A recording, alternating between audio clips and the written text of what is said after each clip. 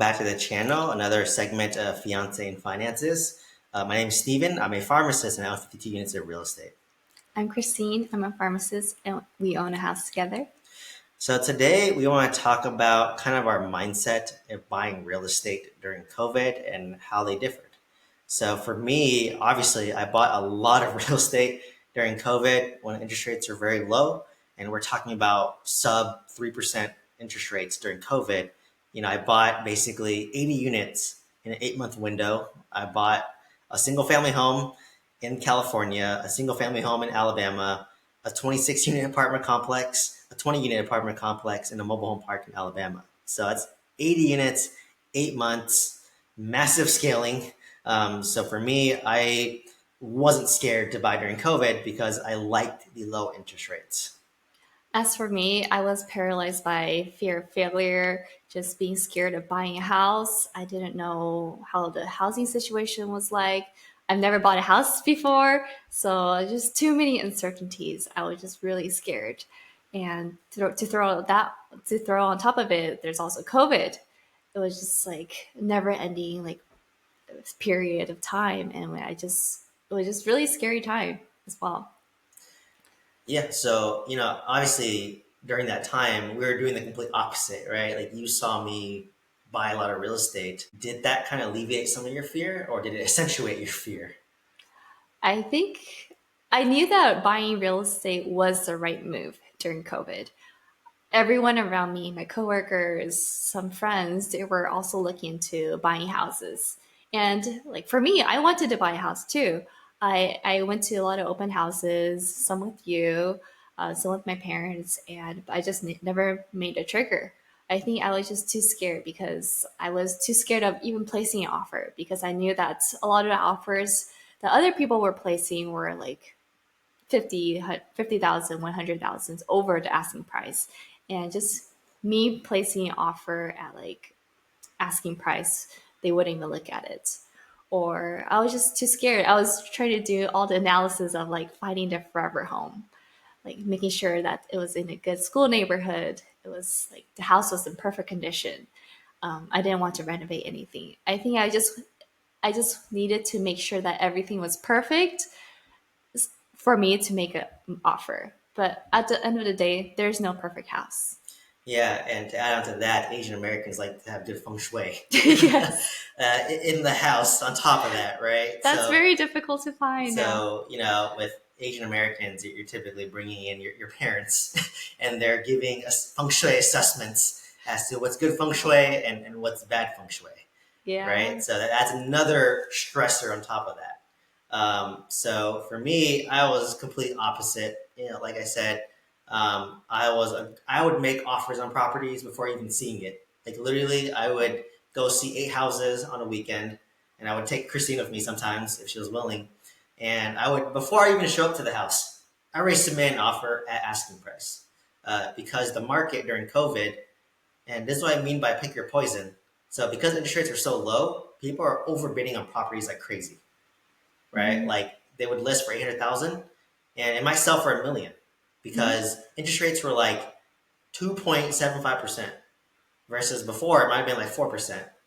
And because of that lowered interest rate, people can afford more house so they can afford to overbid for properties. Yes, that's So right. I knew that making an offer at asking was a lowball offer, kind of. Yeah, and they didn't even look at it, Yeah, I basically. didn't even look at the property, right? And for me, like, I just knew that it's a rental property, so that if as long as I buy it right and have a good interest rate, I can make money on the property, right? And I would know the rents in the area, and I would know, okay, it's an outdated home, I got to renovate it. Like I got to rip out the carpet, paint the walls, refinish the kitchen, refinish the bathroom, right? So to me, it wasn't like I had to put some renovation costs into it. So I wasn't bogged down by feng shui, for example. I wasn't bogged down by finding the perfect forever home because it was just a rental property for me. Yeah, it sounded like it wasn't emotional at all. As Yeah. long as it checked off the basic checkpoints, you would buy it. Yeah, as long as it was in a good area, I buy it at a good price, and the renovation budget was within reason, and I could rent it out for what I kind of anticipated. Like I was happy with the deal, Hmm. right? And worst case for me, I could just live in the house too. and house hack the property and rent out rooms. So for me, I just didn't think that regardless of what was thrown at me, I could kind of make it work. So yeah, it was like I said, complete opposite. Where like I was buying a lot, and a lot of people say, "Oh, Stevie, you got so lucky. You bought during COVID." And I'm just like, at the time, everyone was like so fearful. Everyone was telling me no. Everyone was saying it's uncertain. People are overbidding. So that's what I mean by pick your poison. Like when interest rates are low, well, there's gonna be more competition, and people are gonna overbid. Yeah, I just remember when I would go to open houses, there would be like a whole line of people just waiting to go inside. It was hard to find parking on the driveway. Just it was so competitive. And just knowing that it was competitive, it was just scary for me. I kind of just shut down and then just was too scared to make any offers. Versus for me, I doubled down. I knew that okay, it's more competitive. I got to make more offers. So I Mhm. literally think I submitted at least 50 offers on Wow. houses that I've never seen, right? Yeah. And because I knew that it's just a numbers game, and I did get a property, right, that I bought for 2.5% down, and it's a great property now. It appreciated well today, and like I said, I would have not known, right? Like they ended up I just offered asking price, they accepted it because the realtor didn't take good photos of the property. I walked in, liked it, made an offer, they accepted it. Like it was nothing like really special to me. So fast forward to today, obviously, like it's reversed now. Interest rates are like 6.5 to 7.5%, and people are overbidding, but the interest rate's higher, so you're paying more. So like, pick your poison. Do you want to uh, buy during low interest rates and people are overbidding and it's more competitive, or do you want to buy when there's higher interest rates, less competition, no overbidding, but your interest rate's higher? Right. So are you able to hold on and refinance hopefully when interest rates drop? Yeah. I think like looking back, I do regret not taking any action in terms of like buying a house during COVID. But at the same time, I think it worked out perfectly. Like we were able to buy this house at a good price. And I mean, they do say that you want to marry the price and date the interest rate. And that is what we're doing. Yeah. Yeah, and to kind of add on to that, it's to me like whenever you're ready to buy, that's when it's a good time to buy, Hmm. right? Like for me, I just happened to be ready. I had a lot of capital to buy a lot of real estate during COVID. As interest rates dropped, a lot of my homes I already owned that I bought in 2017, the equity skyrocketed because my neighbor's house was getting overbid for, right? So Right. not only was I able to like refinance to lower my interest rate, but I was able to pull out a bunch of money too on top of that, and I used that money to go buy more real estate. Yeah, it was a perfect situation for Yeah, you. and looking back, it was a genius move in a way, but Hmm. I didn't know at the time. Like to me, it was just like, oh, I was ready to buy. And versus now, like Christine, now she's ready to buy, and it just so happened to be a 6.5% interest rate, but we can afford it, and we can hopefully ride it out until interest rates lower, right? Hmm. If it does lower, great, like we can save money. If it doesn't, well, we can still sustain and afford the current mortgage payment. Right.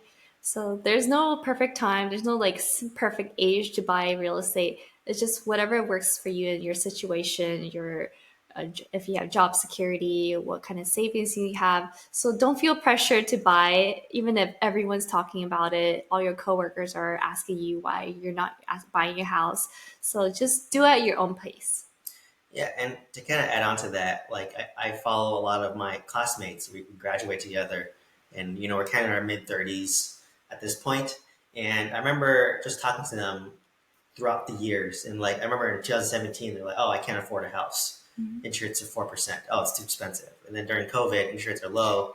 They're just like, "Oh, I can't afford a house because people are overbidding."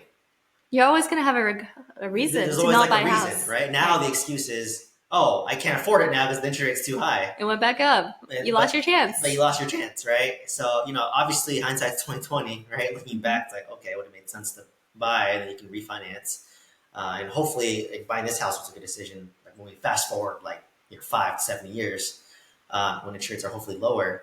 But like there's never like you can always give an excuse why not to buy. But like you said, if you're ready to buy and you can make it work financially, and then buy, right? That's the only time it really makes sense to do it. And if you can afford it and it's not stretching you too much, I and it agree. kind of you don't buy too much house than you need, right? Like obviously we can afford a bigger house than this, than based on our net worth and based on our income.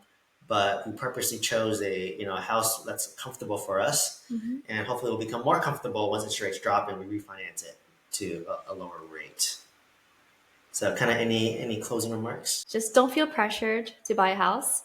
Do it at your own pace, and just ask for help.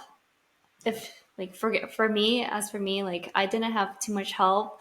I felt kind of lost, but like I was able to feel more comfortable buying a house because I had help with Steven. Steven is a great mentor, so check the link for his mentorship below, and we hope to see you on the next one.